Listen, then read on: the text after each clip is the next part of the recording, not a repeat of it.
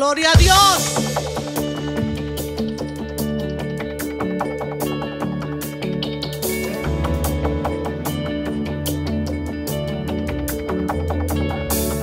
Vamos a cantar con la música del cielo. Vamos a cantar alegres porque escuchas cuando cantamos para exaltar su nombre.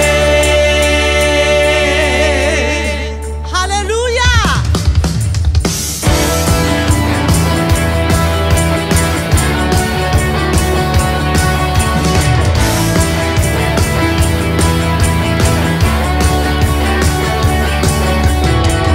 Amamos todo de ti, tu creación te adora, los reinos se rinden, Hijo de Dios eres por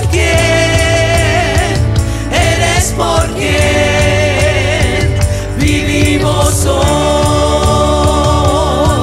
Sí, Señor, eres quien nos liberta, eres la luz que brilla y como fuego ardiente, Hijo de Dios eres por quien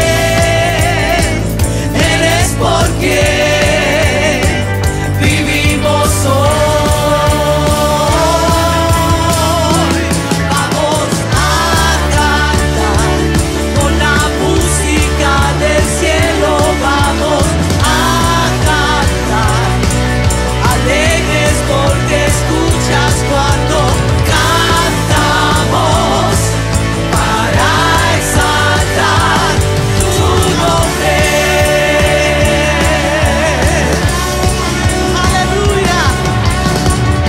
Eres quien nos liberta, eres la luz que brilla y como fuego ardiente, Hijo de Dios eres por quien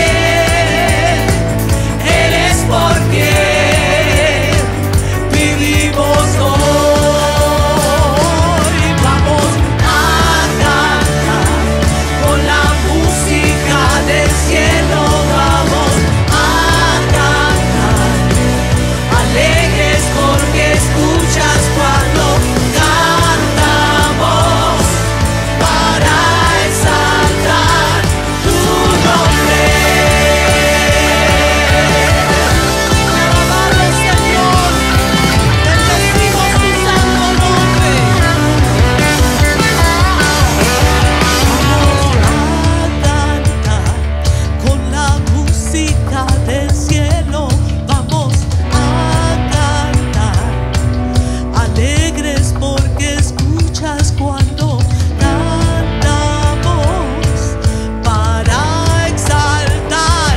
Vamos a cantar con la música del cielo.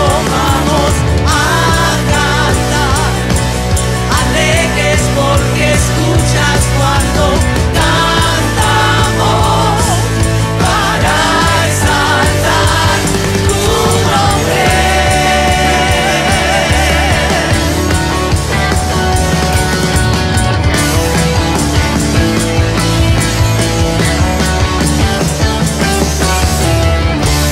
Aleluya. Él se deleita en medio de la alabanza de su pueblo. Gloria a Dios. Sigamos alabándole, sigamos alabándole en espíritu y en verdad, porque es un Dios poderoso. Él es fiel y nunca cambia. Es el Dios de misericordia de todos los tiempos, de todos los días, no de ayer, de hoy, de siempre, Padre. Te damos gracias, Padre Santo, porque eres bueno, eres fiel.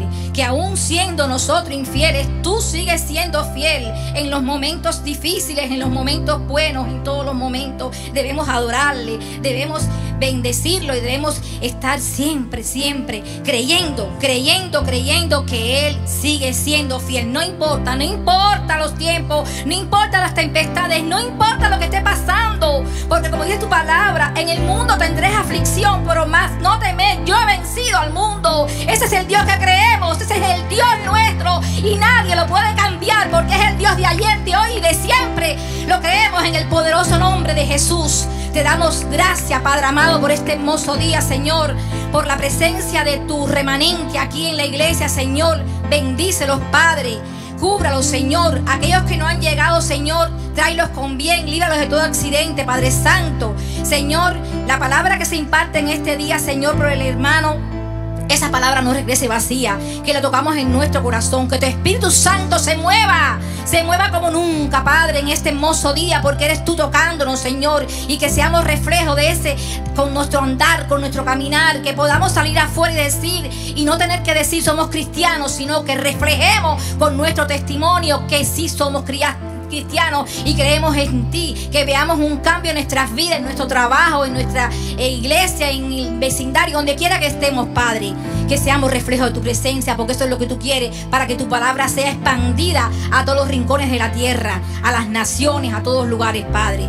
Te damos gracias, Señor, por este hermoso día. Te pedimos, Padre Santo, también por la salud y la sanidad de los enfermos. Te pedimos por la hermana Felicita, Señor, ahí donde está, que seas tú cubriéndola, Señor, con tu Espíritu Santo, sanándola, Padre Santo. Tú conoces, Señor, lo en proceso que ella está, pero es hija tuya, Señor. También el hermano Carlos Corea, Señor, tú conoces su condición, a su esposa Dayana, que está ahí remanente, ahí fuerte día a día, Señor, sígala fortaleciendo también a ella, Padre Santo. También el hijo de nuestra hermana Aurelia, Padre Santo, también te pedimos por él, por nuestra hermana Hilda y por todos los demás hermanos que no voy a decir, no me conozco los nombres, pero tú, Señor, sí lo sabes. Tú sabes los nombres, Señor. Que tu poder esté en ellos, Padre Santo. Dale sanidad, fortalécelos, dale paz, y que sea tú haciendo tu voluntad en ellos, Señor. También te pido por el hermano que trae su palabra este día, Padre Santo, que seas tú dando palabra viva, palabra tuya, que eso lo que sus labios hablen sea de ti, Padre, y que esa palabra llegue a toda nuestra congregación, a todos nosotros, y podamos transmitirla en nuestro corazón y la podamos llevar a otros lugares.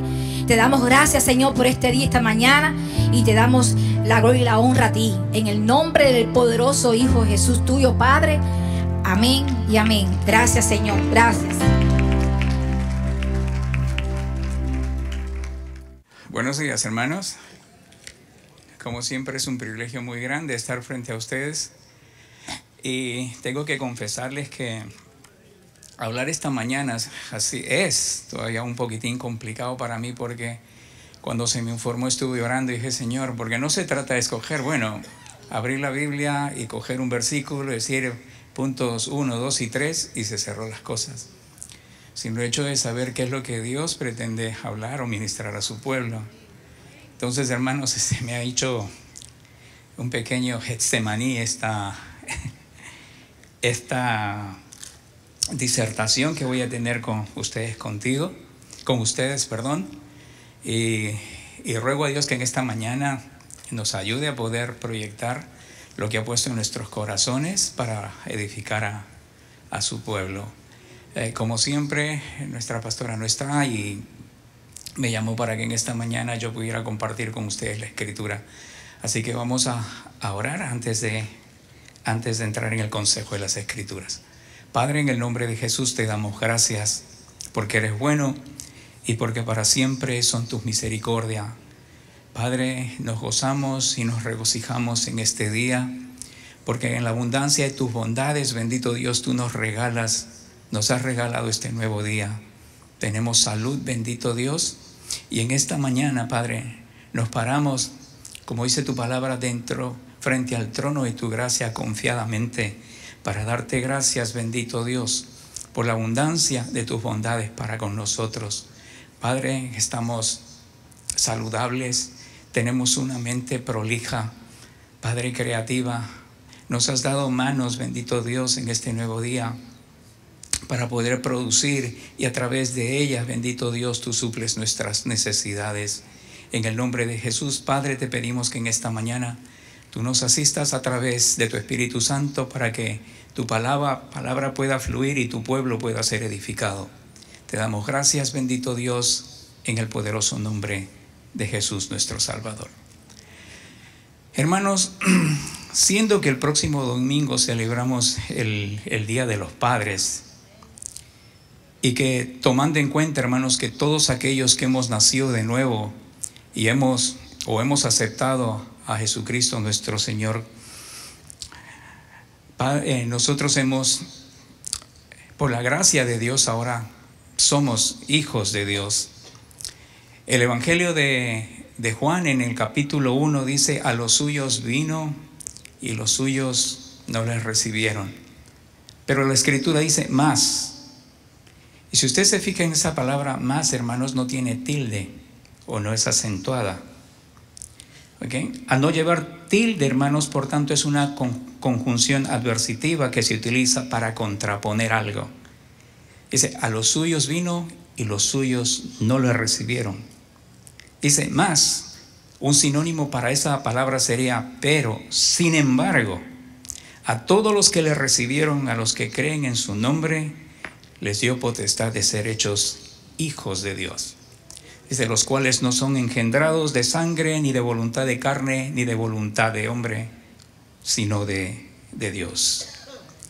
Hermanos, y para nosotros los hijos de Dios, más allá de ser una simple celebración meramente comercial o una reunión de familia como se suele o se acostumbra a celebrar este día en esta nación, deberíamos de preguntarnos, como hijos de Dios que somos, ¿qué es lo que realmente podríamos ofrecerle a Dios nuestro Padre? No solo en este día en particular en que celebramos el Día de los Padres, sino todos los días. En el plano natural, hermanos, por lo general, pensamos en darle a papá en su día un buen regalo.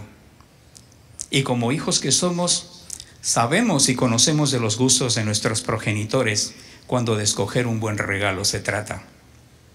Pero también sabemos y conocemos del gusto, del paladar de nuestro progenitor cuando de comida se trata, especialmente sus comidas favoritas. ¿Qué restaurante le gustaría ir?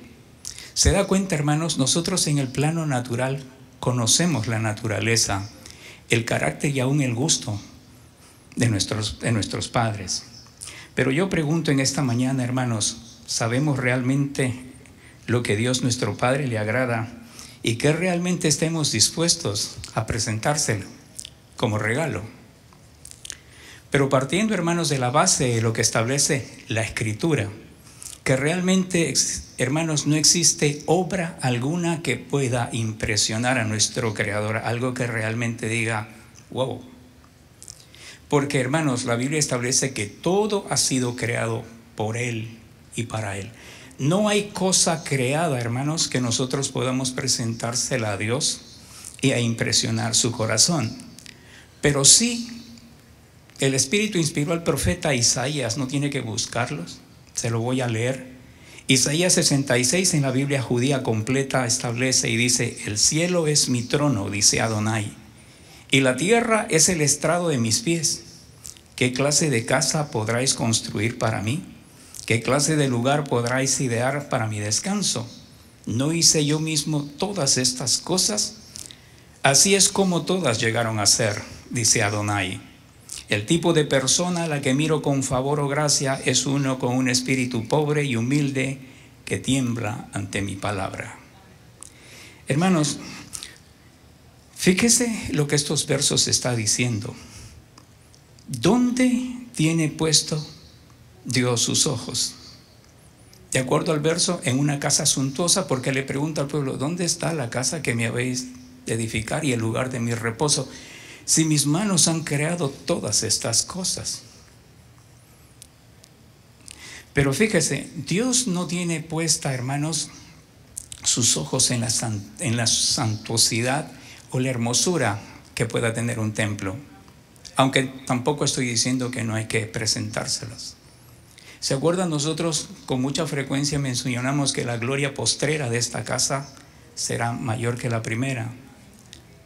Eso lo dijo uno de los profetas menores del Antiguo Testamento, Cuando usted llega al último libro de Malaquías, hermanos, pasan 400 años. Y después de esos 400 años, si usted se fija, se cumple esta profecía. Porque aparece Jesucristo, el verdadero templo, Dios manifestado mismo en carne. Y si usted se ve, el profeta Isaías cuando habla de Jesús dice que no tendría hermosura alguna. No es nada comparado al templo que dedicó Salomón. Todo hecho era en oro. La plata en aquel entonces no tenía valor alguno. Y es más, cuando se reedican el segundo templo, muchos de ellos comenzaron a llorar porque vieron que este segundo templo no era tan suntuoso como el primero. Pero aparece Dios en escena. Dios, hermanos, a través de estos versos establece que no tiene puestos sus ojos tanto en un santuario terrenal, pero sí el profeta dice que Dios tiene puestos sus ojos, ¿no?, en la actitud y la posición interior que tiene un individuo frente a Dios. Dice, el tipo de persona con la que miro con favor o gracia es uno con un espíritu pobre y humilde que tiembla ante mi palabra. Aquí abro un paréntesis, hermanos, porque quiero aclarar algo. No estoy diciendo que no hay que hacer obras, porque Dios mismo en el pasado ordenó a Moisés construir el tabernáculo. Y le dio instrucciones, hermanos, a Moisés, a las cuales él debía ceñirse sin cambiar nada. Por lo tanto, el arquitecto del templo es Dios mismo y utiliza individuos como usted y yo para levantarlo. Tal es el caso que Dios levantó en el Antiguo Testamento para construir y hacer todo el trabajo de orfebrería y todos los muebles del tabernáculo a 2 individuos. Dios los llenó de sabiduría para poder construir cada artefacto y cada cosa del tabernáculo. Por lo tanto, hermanos, Dios se interesa en nuestras obras, pero la actitud con la que hacemos nuestras obras o la actitud con la que nos presentamos delante de Dios son las que verdaderamente llaman la atención de Dios, de nuestro Padre. Efesios 4, si usted se da cuenta, dice, hablando de Jesucristo, y Él mismo estableció unos apóstoles, a otros profetas, dice, a otros pastores y maestros, a fin de perfeccionar a los santos para la obra del ministerio, para la edificación del cuerpo de Cristo, hasta que todos lleguemos a la unidad de la fe y del conocimiento del Hijo de Dios, a un varón perfecto, a la medida de la estatura de la plenitud de Cristo. Entonces, hermanos,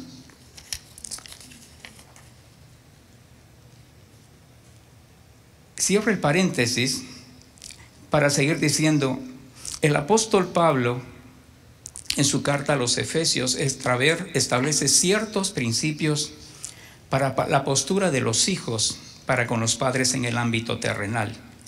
Y tomando estos mismos principios, hermanos, como hijos de Dios que somos, estableceremos la postura que Dios nuestro Padre espera de nosotros en este mismo ámbito familiar, que por cierto son los mismos en lo que Dios espera de todos y cada uno de nosotros. Es un verso que lo leemos con frecuencia, y ahora sí yo le voy a pedir que abra su Biblia en el libro de Efesios, en el capítulo 6.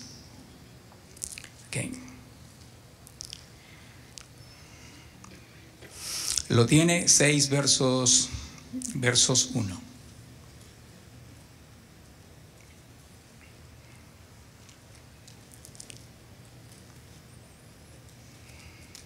¿Ya lo tiene, hermanos? Ok. Dice, hijos. Pregunto, ¿a quién está hablando el apóstol Pablo? A hijos, ¿verdad que sí? A hijos. Y pregunto nuevamente, hermanos, ¿qué es usted y yo para Dios? ¿Somos qué? Sus hijos. Dice, hijos, obedeced en el Señor a vuestros padres, porque esto es justo. En la Nueva Traducción Viviente dice, pues esto es lo correcto. Colosenses capítulo 3:20 dice, hijos, obedeced en todo a sus padres, porque esto agrada al Señor. Pregunto, hermanos, ¿por qué ¿Por qué debemos obedecer a nuestros padres, terrenales hablando? Porque el verso establece porque esto es justo, esto es correcto y porque esto agrada a Dios, dice el libro de Colosenses. Si realmente queremos agradar a Dios, hermanos, hay que obedecerlo. ¿Y en cuánto hay que obedecer de acuerdo a estos versos, hermanos? En todo. Dice el verso 2, honra a tu padre y a tu madre, que es el primer mandamiento con promesa para que te vaya bien. La versión Dios habla hoy dice, y seas feliz, seas de larga vida sobre la tierra. Si usted se fija en esos dos versos, hermanos, que acabamos de mencionar, el escritor inspirado por el Espíritu Santo hace uso de dos palabras que por lo general las pasamos siempre de largo cuando las leemos. Y estas palabras son obedecer y honrar, que son dos cosas totalmente diferentes. Obedecer no es lo mismo que honrar. ¿Okay? Y por cierto, hermanos, de acuerdo a estos versos, el principio del bienestar y de la longevidad reside en el hecho de obedecer y honrar a Dios, que es nuestro Padre. Dice, para que te vaya bien y seas de larga vida sobre la tierra. Hermanos, si anhelamos que nos vaya bien sobre la tierra y ser longevos, este es el secreto. Obedece y honra a tu Padre. ¿Okay? Pregunto, hermanos, o no sé si usted se habrá preguntado, ¿cuál es la diferencia entre obedecer y honrar? ¿Se ha preguntado alguna vez cuál es la diferencia entre obedecer y honrar? La obediencia, hermanos, está implícita el mandato, es una orden. Dice, hijos, obedeced a vuestros padres. Es imperativo. Pero cuando Dios habla y pide que honremos a nuestros padres, hermanos, esto va mucho más allá. Tiene que ver con una actitud volutiva. Es, ¿cómo explicarle? Lo que en el fondo usted está dispuesto a hacer para traer alegría al corazón de su padre. Lo que usted está dispuesto, hermanos, aún a hacer cosas que no son agradables a usted, pero que aquellas saben que traen alegría y el corazón a su padre. Esa es la diferencia entre obedecer y honrar. Si usted se da cuenta, en el huerto de Getsemaní, viendo a Jesús a pocas horas de ser no solamente maltratado brutalmente, sino de ser crucificado, él se presenta ante su padre y le dice, eso está en Lucas en el capítulo 22, versos 42, se lo voy a leer. Él le dice, Padre, y fíjese cómo se refiere, le dice, Padre, dice, si quieres, esta es la nueva traducción viviente, hermano, si quieres te pido que quites esta copa de sufrimiento de mí. Sin embargo, quiero que se haga tu voluntad, no la mía. Honrar a nuestro Padre, a Dios nuestro Padre, tiene que ver con eso, hermanos. Aunque la obediencia está implícita, Dios espera en nosotros el deseo profundo nuestro de querer agradarle y hacer las cosas que nazcan porque queremos hacerlas, no tanto porque debamos hacerlas. Y le voy a poner otro ejemplo, y esta es de mi vida en particular. A mí, hermanos, por lo general no me gustan los cruceros, pero mi esposa, siendo caribeña, siendo de Puerto Rico, a ella le encantan los cruceros. Pero como yo la amo, hermanos, y deseo honrarla, o sea, tengo que ir a los cruceros, aunque a mí ello no me guste. Me explico lo que estoy diciendo. Que entre obedecer y honrar hay una diferencia abismal. Usted hace las cosas porque quiere traer alegría a la persona a quien usted ama. Por eso en esta mañana yo, tomando prestado estos versos del libro de Efesios, del mandato de Dios para con nuestros progenitores, para con nuestros padres, y sabiendo que nosotros también somos hijos de Dios, por lo que establece Juan, el libro de Juan, nosotros estamos en esa misma postura, el de no solamente obedecer a Dios, sino que, hermanos, honrar a Dios desde lo profundo de nuestro corazón. Ahora, hermanos, entender esto es fundamental, hermanos. ¿Y por qué le digo esto? Y voy a abrir un paréntesis, aquí otro paréntesis. Hermano, ¿se ha preguntado usted alguna vez cuál es el motivo real de su existencia?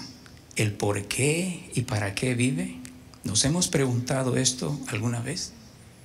La razón por la que usted se levanta cada mañana y va al trabajo y regresa a casa y al día siguiente se vuelve a levantar. ¿Se ha preguntado, hermanos, el motivo real de su existencia? Esto es fundamental, hermanos, porque responderse a estas preguntas, ¿por qué vivimos y para qué vivimos? Hermanos, realmente ha de direccionar o marcar el norte o el derrotero de nuestra existencia.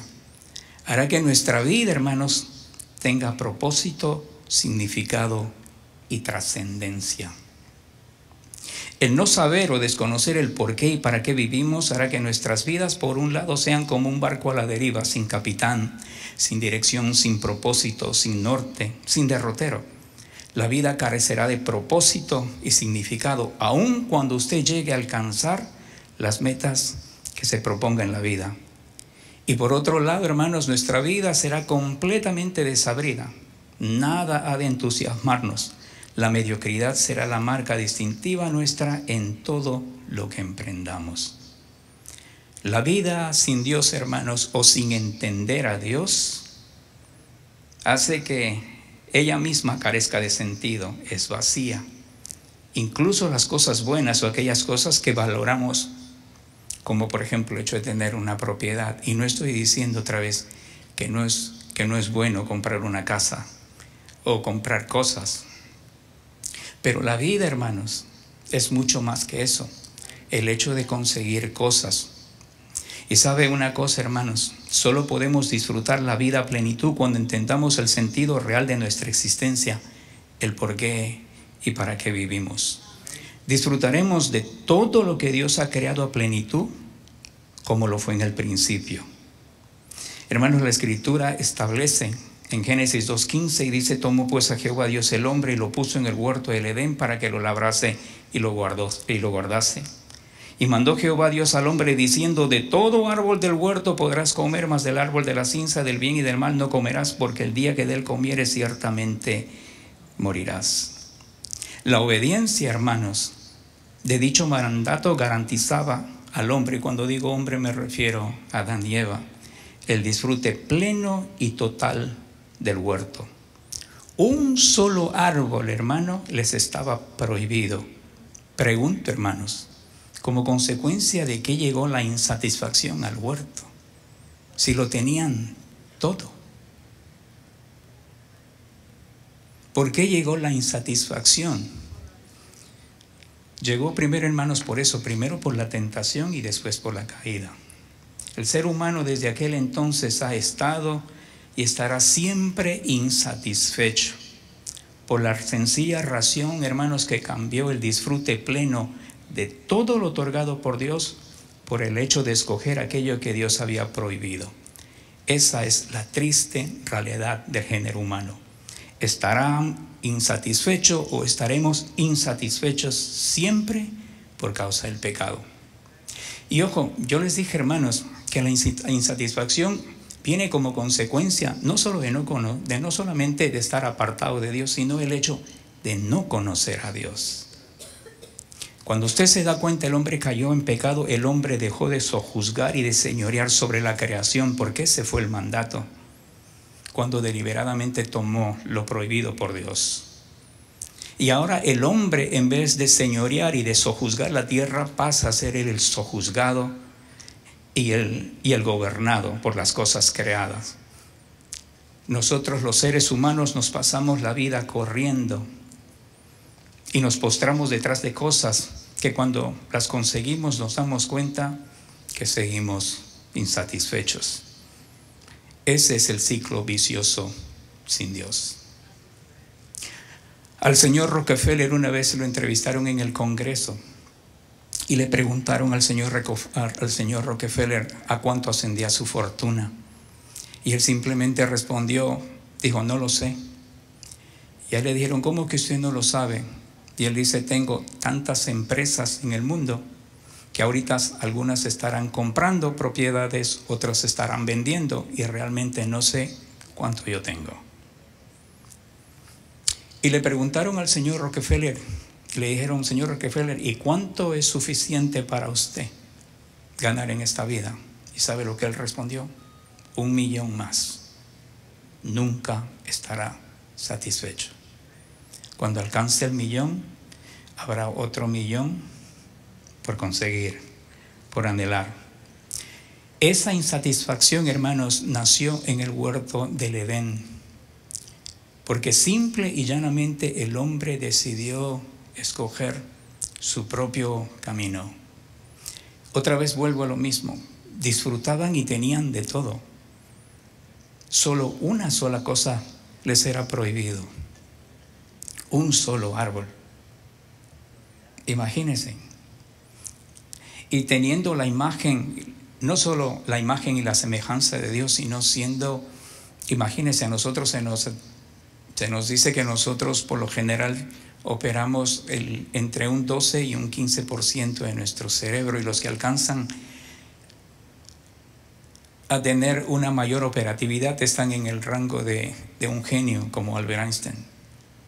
Imagínense si nuestro cerebro funcionara, fuese operativo al 100%. Y con todo ese conocimiento y esa sabiduría, hermanos, escogieron, cambiaron todo por un solo fruto prohibido. Si usted se da cuenta, comercialmente o industrialmente, eso sería la inversión más desastrosa de un individuo aquí en la tierra, que lo arriesgue todo por algo que sabe que no va a producirle rédito alguno, porque a Adán y Eva se lo dijo: el día que de ello comieres, de cierto morirás. Hermanos, Salomón es el prototipo del hombre que, aunque supuestamente es exitoso en la vida, goza de todo, tiene de todo, no le niega a su cuerpo y a su paladar placer alguno, porque eso le establece el libro Eclesiastés. Pero he aquí el grito desesperado, hermanos, del rey Salomón. En un momento dado llegó, lo dice el capítulo 2, verso 17, el libro Eclesiastés, que llegó a aborrecer la vida. Imagínense. Usted habrá escuchado esos gritos desesperados de alguien: me quiero morir. ¿Verdad que sí? Salomón, con toda su suntuosidad, sabiduría, riqueza, hermanos, llegó a aborrecer la vida. Llegó a aborrecer su trabajo. Usted se imagínese usted ir a trabajar todos los días y sentarse en su escritorio y decir: fastidio esto, tengo que estar aquí 8 horas. Pero sabe una cosa, hermanos, si sale del trabajo y va a casa, prende la televisión y a las 2 horas dice: aburrido estoy de estar en casa. Entonces sale de casa y se sienta en otro lugar y a las pocas horas está aburrido. Hermanos, el otro día yo llegué a casa y esto les abro mi corazón, ¿no? Llegué a casa y mi esposa estaba en el trabajo, mi hija estaba en la universidad, mi hijo en el trabajo. ¿Sabe una cosa, hermanos? Yo no quise estar en casa. Cerré la puerta y me fui a Taco Bell y ahí me senté. Y ¿sabe qué es lo más triste, hermanos? Me quedé dormido. Y el manager de Taco Bell me dijo que si yo no me hubiese despertado en los próximos 15 minutos, iban a llamar al rescue. Hermanos, me quedé dormido como desde las 5 de la tarde hasta las 9 de la noche.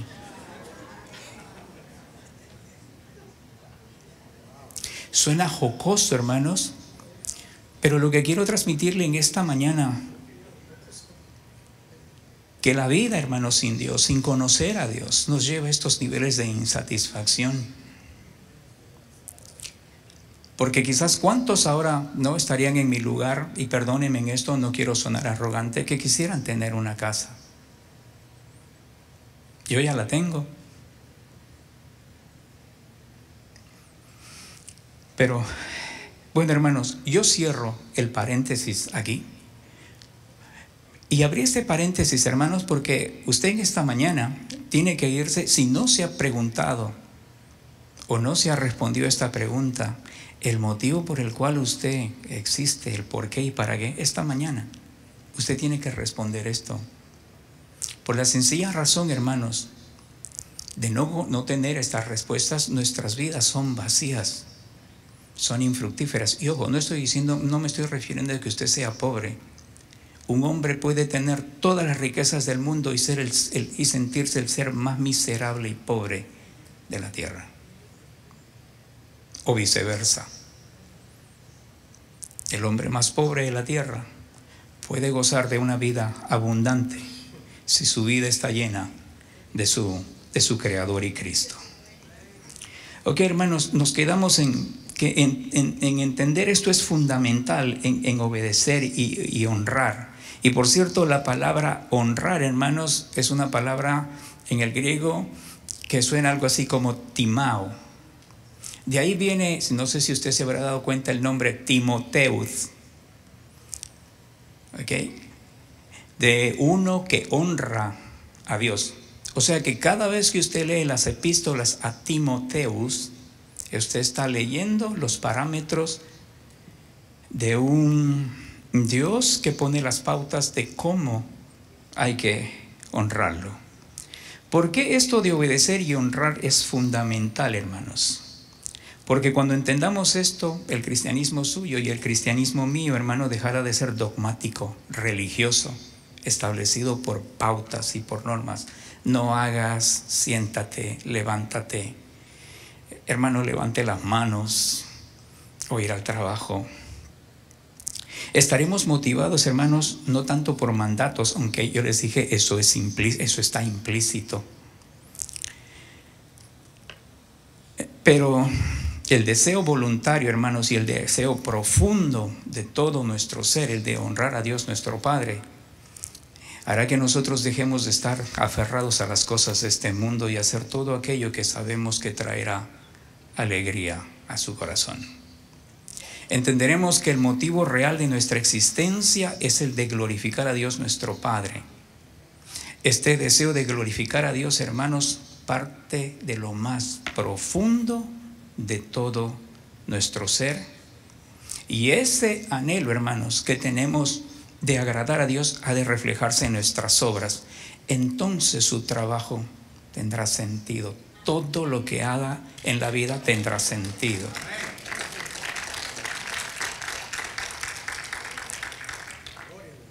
¿Sabe por qué?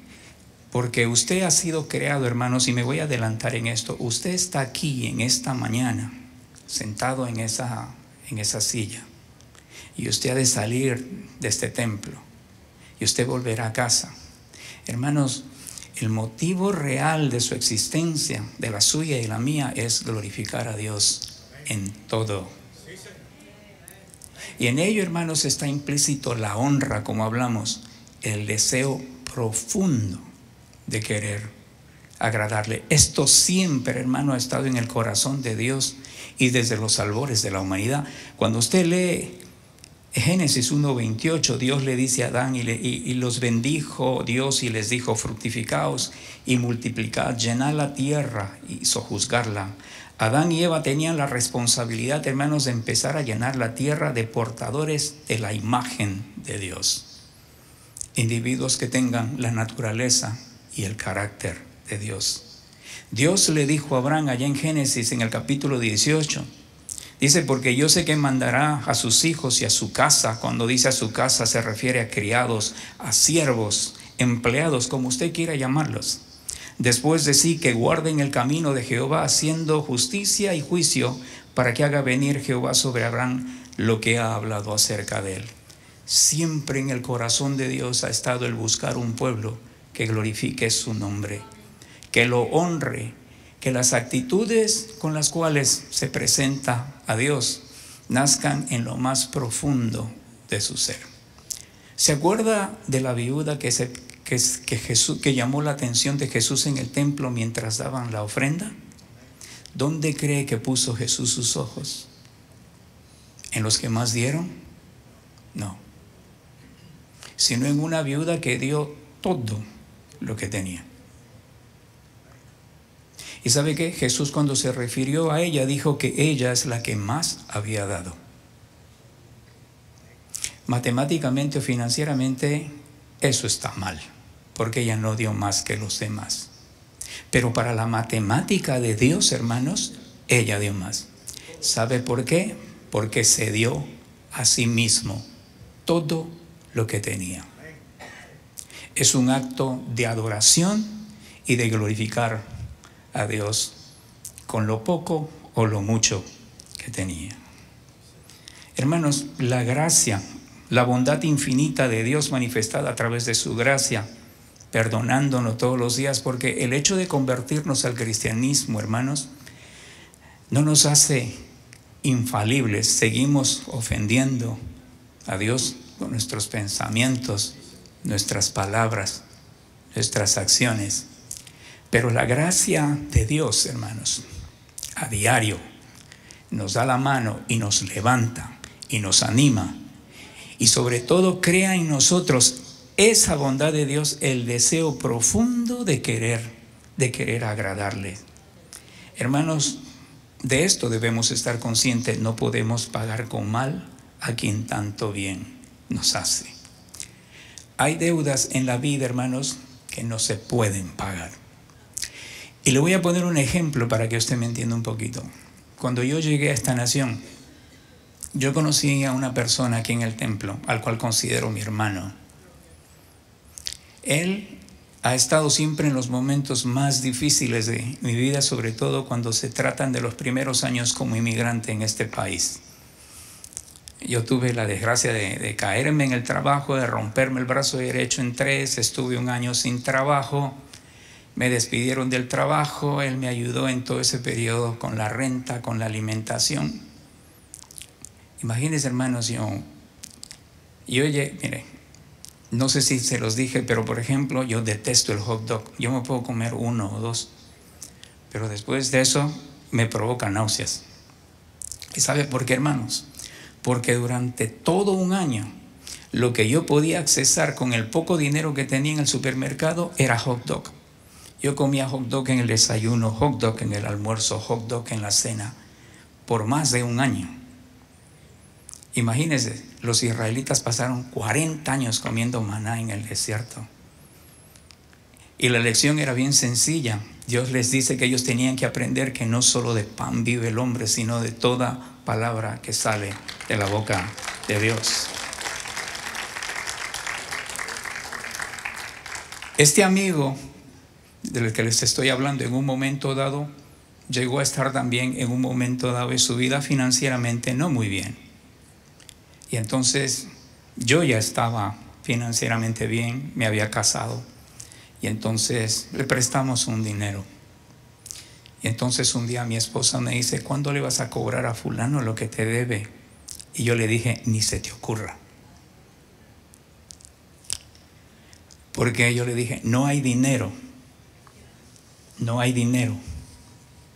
que yo pueda dar a mi amigo.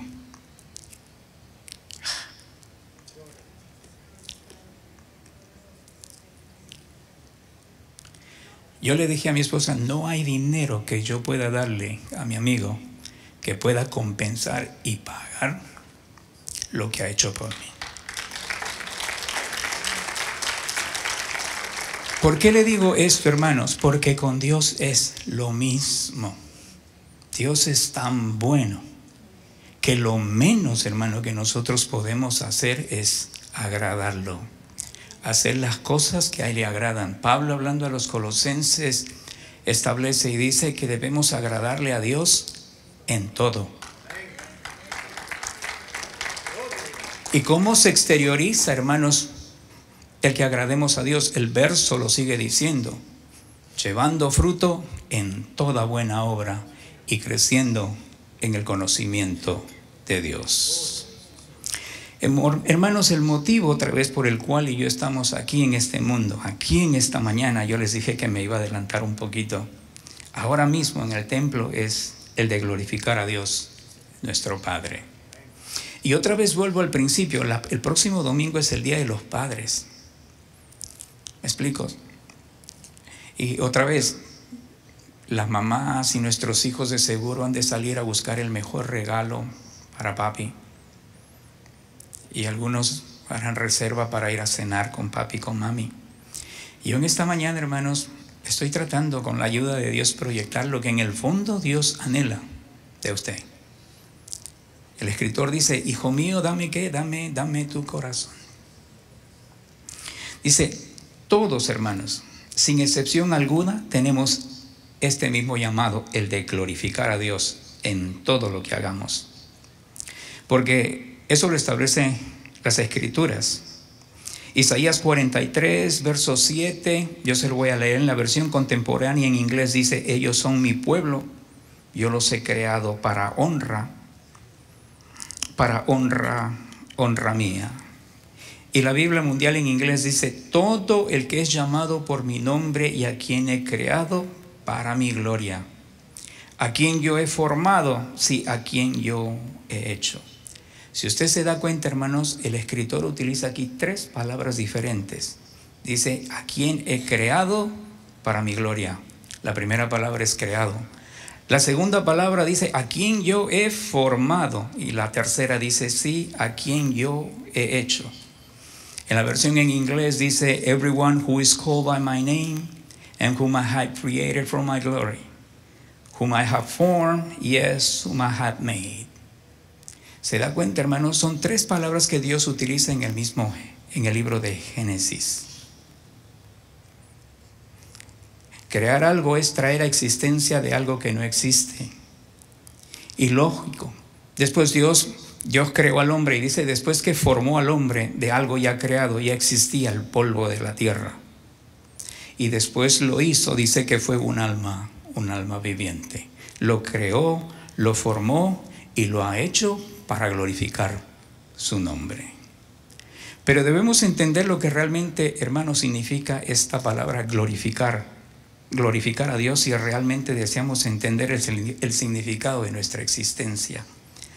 ¿Qué nos dice la Escritura acerca de glorificar a Dios?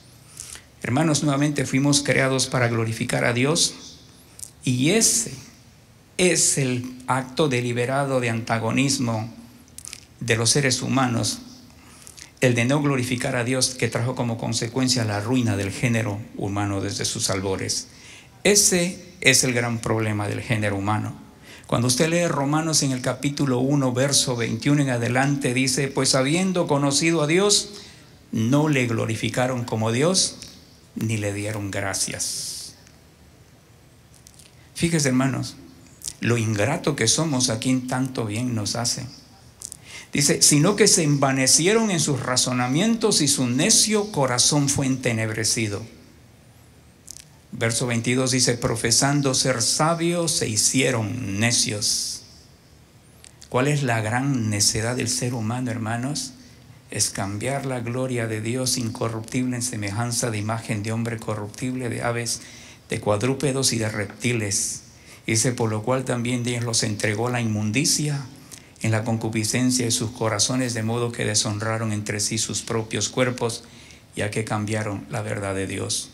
No solamente cambiaron la gloria de Dios, sino que cambiamos la verdad de Dios por la mentira. Y dice, no lo quisieron glorificar.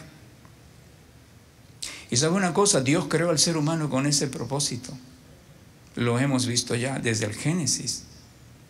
La intención de Dios siempre fue crear algo para que su nombre fuese glorificado. El problema del género humano es ese. El hecho de haber conocido a Dios, porque eso es lo que dice el libro de Romanos, habiendo conocido a Dios, no le glorificaron como a Dios, ni le dieron gracias. Se envanecieron en sus razonamientos y su necio corazón fue entenebrecido. Y cuando usted lee versos más abajo y dice, y como ellos no aprobaron tomar en cuenta a Dios, Dios los entregó a una mente reprobada para hacer cosas que no convienen. Hermanos, tener una mente reprobada es el resultado de no querer glorificar a Dios ni reconocerlo como tal, ni ser agradecido. Pero también, hermanos, no solamente hemos sido creados para glorificar a Dios, sino que la Escritura va más allá. Nos instruye cómo hacerlo. La Biblia dice que hagamos todas las cosas para la gloria de Dios, o en otra versión dice para glorificar a Dios.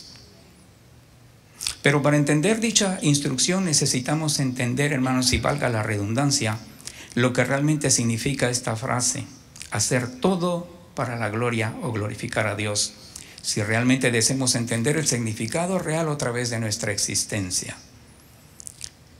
¿Sabe por qué le digo, hermano? Porque para aquellos que hemos nacido de nuevo, nuestras obras no desaparecen, trascienden. Porque el mismo Salomón le dijo que en el final Dios ha de juzgar toda obra. Pero ¿sabe qué? La filosofía moderna, hermanos, nos dice todo lo contrario. Es más, no es moderna, es tan viejo, porque en el tiempo de Pablo ya se decía: comamos y muramos que mañana moriremos. Y Pablo advirtió a los hermanos de la iglesia y dijo que las malas conversaciones corrompen las buenas costumbres. Hermanos, nosotros trascendemos, estamos aquí de pasada, pero cuando nos vayamos de este lugar, hermanos, nosotros, la vida no se nos acaba, trascendemos. Vamos a vivir la eternidad. Y qué bueno, hermanos, que allá, como dice la canción de nuestro hermano, allá no hay hospitales, no nos hemos de enfermar. Allá se acabará, ¿qué cosa? Todo dolor y todo sufrimiento. Hermanos, en la versión Dios habla hoy, en 1 Corintios 10:31, la Escritura establece: en todo caso, lo mismo si comen, que si beben, que si hacen cualquier otra cosa, háganlo todo para la gloria de Dios. La versión Reina Valera dice: si pues coméis o bebéis o hacéis otra cosa, dice, hacedlo todo. ¿Cuántas cosas, hermano? Todo para la gloria de Dios. Y fíjese que el escritor parte de un acto tan sencillo y común que lo hacemos todo el tiempo: el hecho de comer y beber. Y Pablo encierra en esa sola palabra todo, hacedlo todo para la gloria de Dios. Y cuando dice todo, hermanos, no exceptúa a nada, ningún ámbito de su vida. Ningún hábito de su vida es privada, o puede decirle: bueno, Señor, en este espacio, mire, yo soy cristiano, yo voy a la iglesia, pero esta hora o este tiempo en particular es mío. Aún su reposo, hermano, está determinado para glorificar a Dios. Aquí abro un paréntesis, hermanos, para ver el contexto de dicha oración: hágalo todo para la gloria de Dios. Vamos a analizar, hermanos, porque Pablo dice esto eso está en el capítulo 10 de 1 Corintios. Y cuando Pablo llega al verso 31, hay un contexto cuando Pablo tiene que decir por qué tenemos que hacer todo para la gloria de Dios. Y en el capítulo de Dios, hermanos, a grosso modo, corriendo un poquito, lo que primero Pablo expresa es el mal ejemplo del pueblo de Israel en el pasado. Cuando usted le dice: porque no quiero, hermanos, que ignoréis que nuestros padres todos estuvieron bajo la nube, y todos pasaron el mar, y todos en Moisés fueron bautizados en la nube y en el mar, y todos comieron el mismo alimento espiritual, y todos bebieron la misma bebida espiritual, porque bebían de la roca espiritual que los seguía, y la roca era Cristo. Esta generación en particular, hermanos, a la que se está refiriendo el apóstol Pablo, que salió de Egipto, tuvo los pastores, hermanos, más grandes que cualquier individuo hubiese podido desear tener en toda su existencia. Me refiero a Moisés y también al mismo Cristo, porque Pablo lo dice: bebían de la roca espiritual que los seguía, y la roca era Cristo. Esta generación, hermanos, tuvo la dicha de tener primero, Moisés, un hombre de la estatura y de la talla de Moisés. ¿A quién no le hubiese gustado tener un pastor como Moisés? Y también a Cristo. Pero, hermanos, ¿sabe una cosa? Toda esa generación vagó en el desierto y no pudieron alcanzar lo que Dios tenía preparado para ellos. Se quedaron en el desierto. ¿Sabe una cosa, hermanos? Judas fue pastoreado por el pastor de los pastores. Pero ¿sabe una cosa? Se perdió. Hoy contamos, hermanos, con la asistencia del Espíritu Santo. Dios envió a nuestros corazones, dice el Espíritu Santo, mora en nosotros y podemos clamar a Abba Padre. Pero también, al igual que ellos, aunque podamos disfrutar de todos los beneficios de este nuevo pacto, así como disfrutaron en el Antiguo Testamento, que todos estuvieron bajo la misma nube y pudieron de todos los beneficios que Dios tuvo para con ellos, hermanos. Si no existe ese deseo profundo de querer agradar a Dios, quedaremos postrados al igual que ellos. Esa generación se distinguió por un acto de rebeldía constante y continuo. Cada vez que Dios mandaba algo para Moisés, ellos decían, no. Y hasta pretendieron volver a Egipto. El verso 5 dice de Corintios 10, pero de los demás de ellos, dice, no se agradó Dios. Vuelvo a preguntar, hermanos, ¿para qué vivimos? Vivimos para agradar a Dios. Por lo cual, dice el verso, y esta expresión por lo cual, hermanos, se emplea para expresar la consecuencia de lo ya enunciado. Dice, por lo cual, dice, quedaron postrados en el desierto. El desagrado de Dios con los israelitas, hermanos, era evidente porque nunca entraron en la tierra prometida, sino que murieron en el desierto. A pesar de todas las bendiciones y experiencias espirituales, nunca realmente alcanzaron a conseguir lo que Dios realmente tenía para ellos. Imagínense, hermanos, esa generación vio partirse el mar. Esa generación vio caer maná del cielo. Esa generación experimentó el primer aire acondicionado, hermanos. La Biblia establece que en el día ellos tenían una nube para facilitar su peregrinar en el desierto. Tenían una sombrilla y por la noche tenían, para evitar el frío del desierto, tenían un fuego. Pero ¿sabe qué? El corazón de Moisés era diferente al corazón del resto del pueblo. ¿Sabe lo que llegó a decir Moisés en un momento dado? Moisés le dijo a Dios, si tu presencia no ha de ir conmigo, yo no quiero salir del desierto. Imagínense, hay que estar loco, hermanos, para querer quedarse en el desierto. Pero sabe una cosa, Moisés entendía que si Dios estaba a su lado, nada podía faltarle. Es igual estar aquí que allá, si Dios está con nosotros.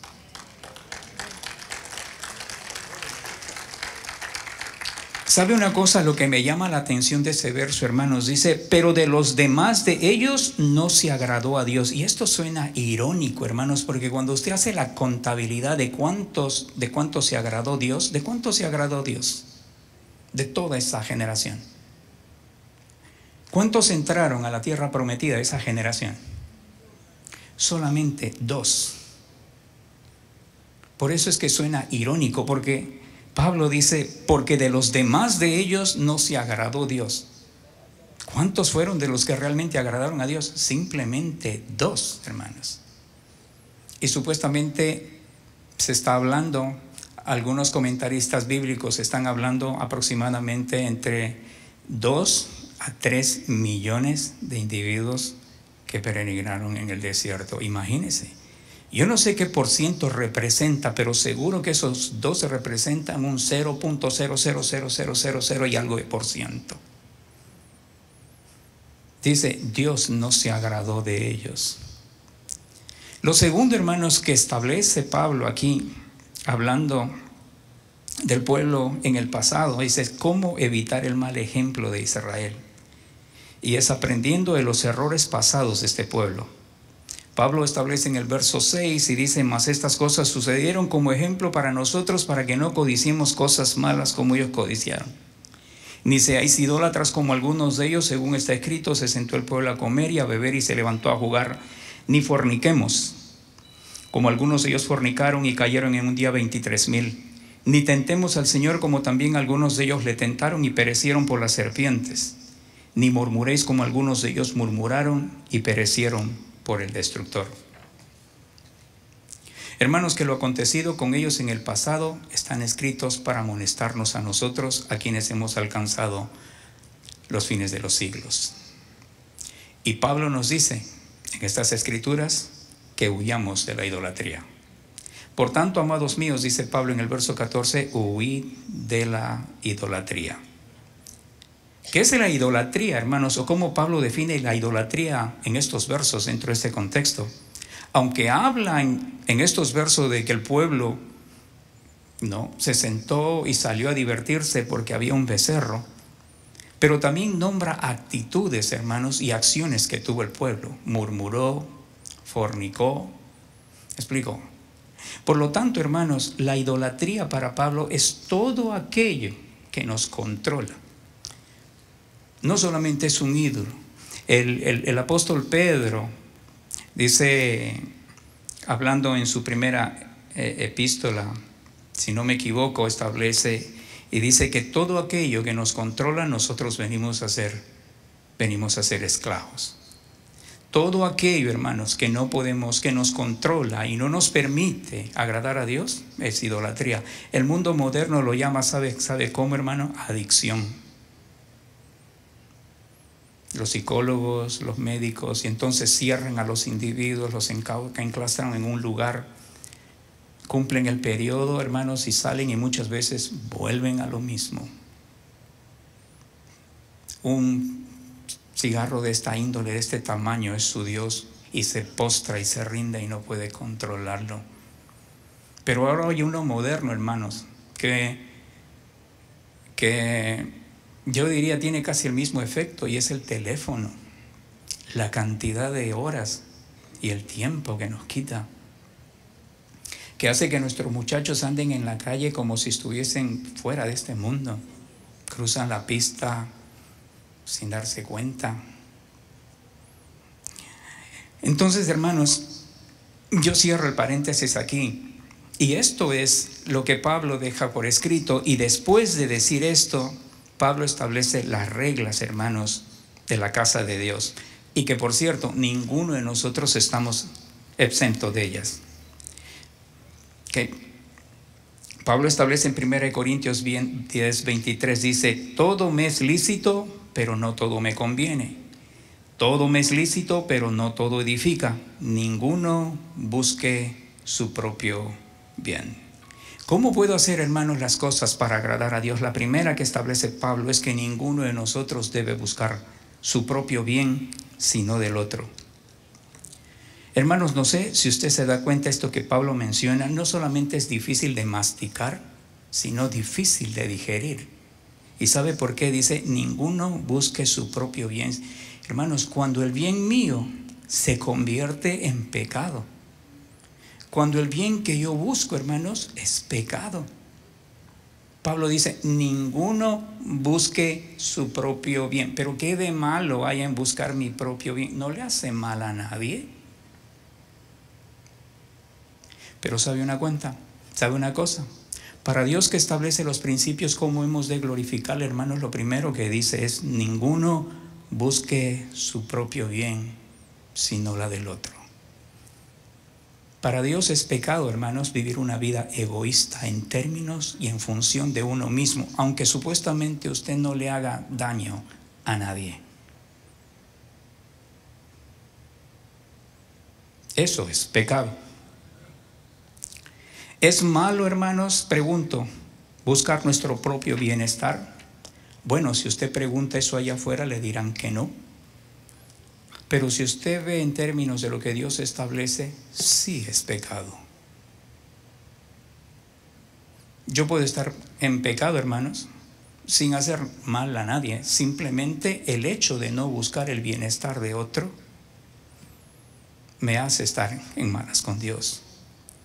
Segundo, hermanos, privándonos o renunciando a nuestras libertades por el bien de otros. Esto es aún mucho más difícil, hermanos.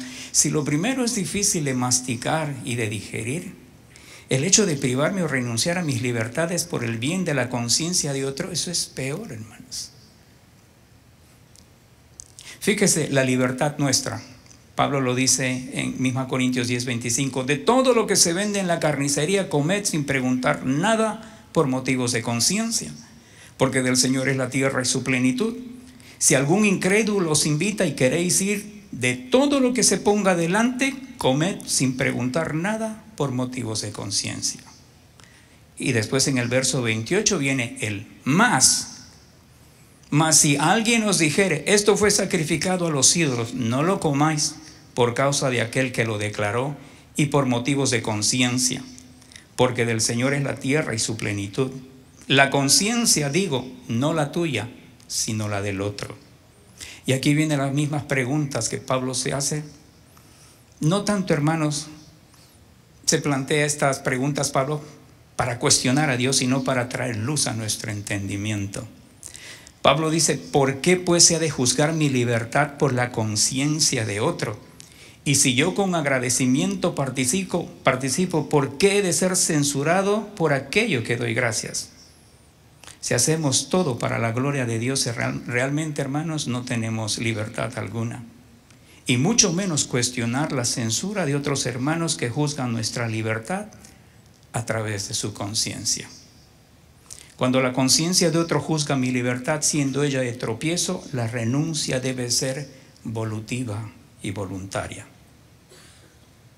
Si pues coméis o bebéis o hacéis otra cosa, hacedlo para la gloria de Dios, establece Pablo en el verso 31. Tercero, hermanos, Pablo establece en no dar un mal ejemplo a nadie. No den mal ejemplo a nadie, ni a los judíos, ni a los gentiles, ni a los que pertenecen a la iglesia de Dios. Cuarto, que debemos agradar a todos en todo. ¿De qué manera lo hago, hermanos? Verso 33 dice, como también yo en todas las cosas agrado a todos. ¿De qué manera agradamos en todo, hermanos? No buscando nuestro propio beneficio, sino el de muchos. ¿Con qué finalidad? Para que puedan ser salvos. Hermanos, pregunto aquí, haciendo un paréntesis, agradar en todo aparte de la salvación como objetivos. Pregunto, ¿en qué debemos agradar al prójimo? Romanos 15:2 dice, cada uno de nosotros agrade a su prójimo en lo que es bueno. ¿Y cómo sabemos, hermanos, lo que es bueno para el prójimo? Pablo lo dice, cuando trae edificación. Yo puedo saber cuándo ayudar a otros, agradar al prójimo, cuando hago lo bueno. Y puedo saber que lo bueno que estoy haciendo para con él es cuando ello edifica su vida. Ahora vamos a ver los detalles más pequeños, hermanos, como la comida, pero también el todo, la palabra nada. Romanos 14:31, ya vamos terminando, hermanos, si me da 5 minutos. Así que ya no juzguemos más los unos a los otros, sino más bien decidid no poner tropiezo o ocasión de caer en las hermanos. Yo sé y confío en el Señor Jesús que nada es inmundo en sí mismo, mas para el que piensa que algo es inmundo, para él lo es. El quinto principio que Pablo establece dice, no hagas que por un detalle tan común como el de comer, tu hermano se entristezca. Cuando hacemos esto, solo el hecho de entristecer al hermano hace que no andemos conforme al amor. Y cuando no andamos conforme al amor, dejamos que nuestra vida deje de ser ofrenda y sacrificio a Dios en olor fragante. Efesios capítulo 5, verso 2 en adelante dice, y andad en amor, así como también Cristo nos amó y se entregó a sí mismo por nosotros, ofrenda y sacrificio a Dios en olor fragante. Pero si por causa de la comida tu hermano es contristado, ya no andas conforme al amor. Sexto, no hagas que por un detalle tan común como el de comer, hermanos, otro se pierda. El mismo verso sigue diciendo, no hagas que por la comida tuya se pierda aquel por quien Cristo murió. Séptimo, no hagas nada por lo cual se te pueda criticar, ni aun cuando sepas que lo que haces es bueno. Pablo dice: no sea pues vituperado vuestro bien o desacreditado vuestro bien, porque el reino de Dios no es comida ni bebida, sino justicia, paz y gozo en el Espíritu Santo, porque el que en esto sirve a Cristo agrado a Dios y es aprobado por los hombres. Octavo, no hagas que por un detalle tan común, hermanos, como el de comer, la obra de Dios se destruya. Lo que siempre debemos seguir es la paz y la mutua edificación. Así que sigamos lo que contribuye a la paz y la mutua edificación. No destruyas la obra de Dios por causa de la comida. Otra definición que da Pablo aquí de lo que es malo, hermanos, es hacer tropezar a otros con algo tan común como el comer. Todas las cosas a la verdad son limpias, pero es malo que el hombre haga tropezar a otros con lo que come. Noveno, Pablo resume la lista que hace que no hagamos todo para la gloria de Dios, diciendo: ni nada. En este nada está incluido todo aquello que haga tropezar, ofender o debilitar a nuestro prójimo. Bueno es no comer carne, ni beber vino, ni nada en que tu hermano tropiece o se ofenda o se debilite. Usted ve, hermanos, aquí hay una renuncia personal del apóstol Pablo. Él sabe que comer carne no es malo, pero si eso hace tropezar a alguien, Pablo dice: bueno es no comer carne,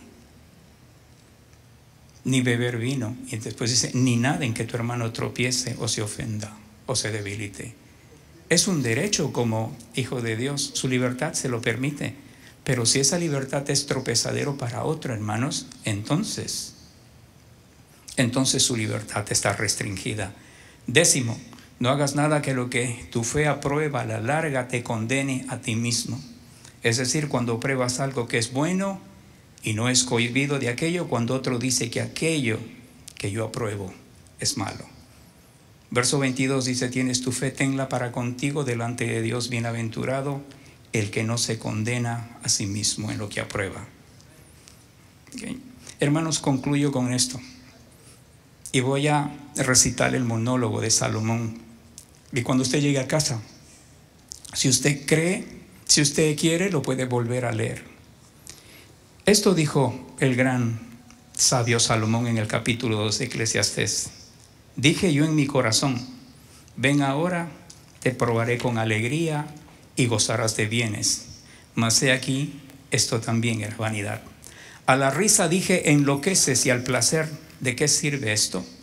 Propuse en mi corazón agajazar mi carne con vino y que anduviese mi corazón en sabiduría, con retención de la necedad, hasta ver cuál fuese el bien de los hijos de los hombres, en el cual se ocuparán debajo del cielo todos los días de su vida. Engrandecí mis obras, edifiqué para mí casas, planté para mí viñas, me hice huertos y jardines y planté en ellos árboles de todo fruto. Me hice estanques de aguas para regar de ellos el bosque donde crecían los árboles. Compré siervos y siervas y tuve siervos nacidos en casa. También tuve posesión grandes vacas y de ovejas, más que todos los que fueron antes de mí en Jerusalén. Me amontoné también plata y oro y tesoros preciados de reyes y de provincias. Me hice de cantores y de cantoras, de los deleites de los hijos de los hombres y de todos los instrumentos de música. Y fui engrandecido y aumentado más que todos los que fueron antes de mí en Jerusalén. A más de esto, conservé conmigo mi sabiduría. No negué a mis ojos ninguna cosa que desearan, ni aparté mi corazón de placer alguno, porque mi corazón gozó de todo mi trabajo, y esta fue mi parte de toda mi faena. Miré yo luego todas las obras que había hecho en mis manos, y el trabajo que tomé para hacerlas, y he aquí, todo era vanidad y aflicción de espíritu, y sin provecho debajo del sol. Después volví yo a mirar para ver la sabiduría y los desvaríos y la necedad, porque ¿qué podría hacer el hombre que venga después del rey? Nada, sino lo que ya ha sido hecho. Y he visto que la sabiduría sobrepasa la necedad como la luz a las tinieblas. El sabio tiene sus ojos en su cabeza, mas el necio anda en tinieblas. Pero también entendí yo que un mismo suceso acontecerá el uno como al otro. Entonces dije yo en mi corazón, como sucederá al necio, me sucederá también a mí. ¿Para qué pues he trabajado hasta ahora? Por hacerme más sabio. Y dije en mi corazón que también esto era vanidad. Porque ni del sabio ni del necio habrá memoria para siempre. Pues en los días venideros ya todo será olvidado y también morirá el sabio como el necio. Aborrecí por tanto la vida, porque la obra que se hace debajo del sol me era fastidiosa, por cuanto todo es vanidad y aflicción de espíritu. Asimismo aborrecí mi trabajo que había hecho debajo del sol, el cual tendré que dejar a otro que vendrá después de mí, y quién sabe si será sabio o necio el que se enseñoreará de todo mi trabajo en que yo me afané y en que me ocupé debajo del sol. Esto también es vanidad. Volvió por tanto la desesperanza a mi corazón acerca de todo el trabajo que me afané y que había ocupado debajo del sol mi sabiduría. Verso 23 dice: porque todos sus días no son sin dolores y sus trabajos molestias, aún de noche su corazón no reposa. Esto también es vanidad. Hermanos, y aquí está el consejo de este hombre que en un momento dado despreció la vida. Fíjese lo que dice en el capítulo 12, y especialmente a los jóvenes. Dice: acuérdate de tu Creador en los días de tu juventud, antes que vengan los días malos. Que vendrán días malos es un hecho. Pero lo más triste, hermanos, es que y lleguen los años de los cuales digas: no tengo en ellos contentamiento. Antes que se oscurezca el sol y la luz y la luna y las estrellas. Verso 13 dice: la conclusión, y esta es mi conclusión, hermanos, la misma que escribió el rey Salomón. La conclusión, cuando todo se ha oído, de todo lo que hemos oído, es esta: teme a Dios y guarda sus mandamientos, porque esto concierne a toda persona.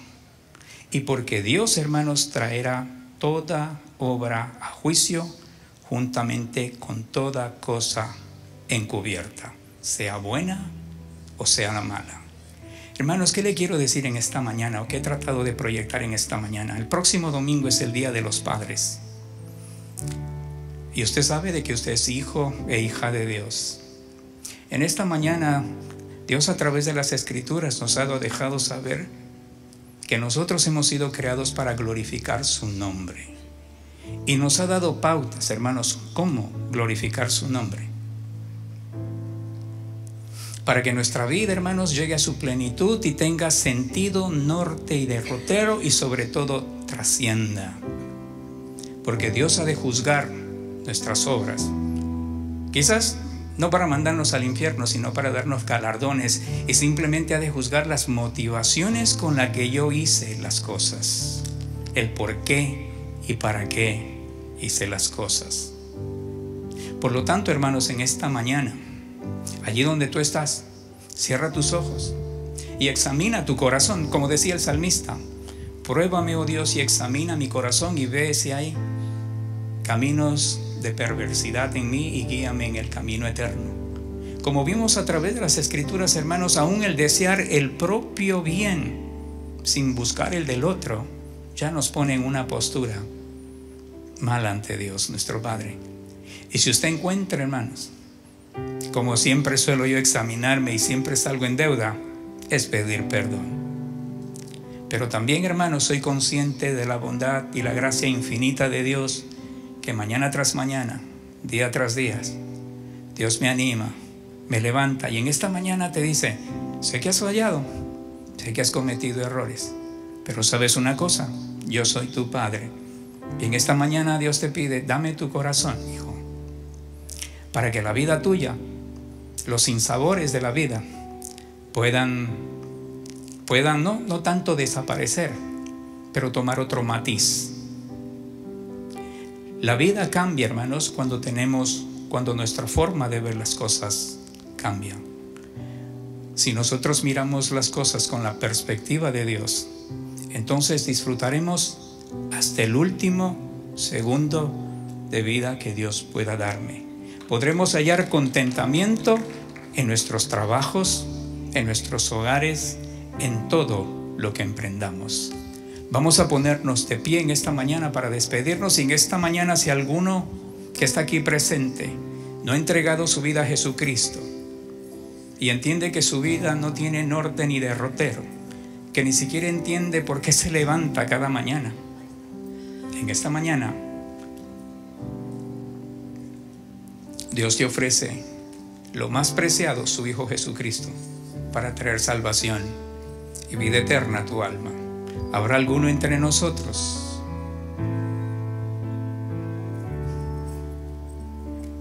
Bueno, creo que todos somos de casa. Vamos a orar para despedirnos. Padre amado, te damos gracias en esta mañana, porque en deuda estamos contigo, bendito Dios. Y en esta mañana, sin esperar el próximo domingo que celebramos el Día de los Padres, en esta mañana hemos entendido que tú nos has creado para glorificarte en todo, con nuestros dichos, con nuestros pensamientos, con nuestras acciones. Y te damos gracias, bendito Dios, y te pedimos que a través de tu Espíritu Santo, bendito Dios, creas en nosotros un corazón nuevo y sobre todas las cosas el deseo profundo de querer agradarte en todas las cosas. Que podamos hacer como establece tu palabra y nos has dicho en esta mañana, que todo lo hagamos para glorificar tu nombre. Ahora que vamos a casa, bendito Dios, llévanos con bien, y que el día de mañana, bendito Dios, con la gracia tuya, podamos, bendito Dios, emprender nuestras jornadas laborales, haciendo cada cosa en niveles de excelencia, como dice tu palabra, como para ti, para traer alegría a tu corazón y por sobre todas las cosas, poner tu nombre en alto. En el nombre de Jesús oramos y te damos gracias, bendito Dios. Amén. Dios los bendiga, hermanos.